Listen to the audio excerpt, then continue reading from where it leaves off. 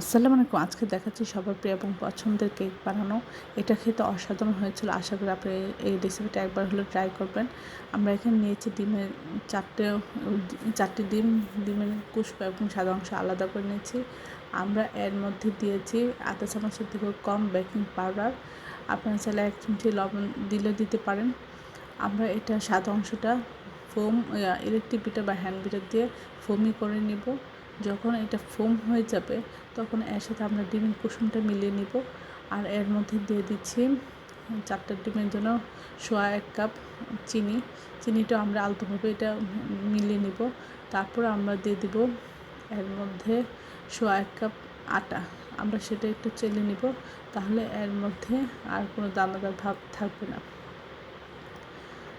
এভাবে আপনারা প্রতিটা জিনিস আস্তে আস্তে স্টেপ বাই স্টেপে মিশিয়ে নেবেন। প্রথমে আটাটা এর সাথে আলতোভাবে মিশিয়ে তারপরে বিট করে নেবেন বা ইলেকট্রিক বিটার দিয়ে আপনারা করবেন। আমরা এখানে আধা কাপের মতো দিয়েছি রান্নার রেগুলার তেল, তাহলে এর থেকে কম দিলে এটা ভালো হবে না। তারপর আমরা যে পাত্রে কেকটা বেক করবো সেখানে আমরা সামান্য একটু তেল দিয়ে সেটা ওইভাবে তেল ব্রাশ করে নিব, তাহলে নিচে লেগে যাবে না। এই কেকটা আপনারা ওভেন বা চুলায় সব জায়গায় এটা বেক করে নিতে পারেন। চুলায় আধা ঘন্টার মধ্যে দিলে এটা কেক হয়ে যাবে।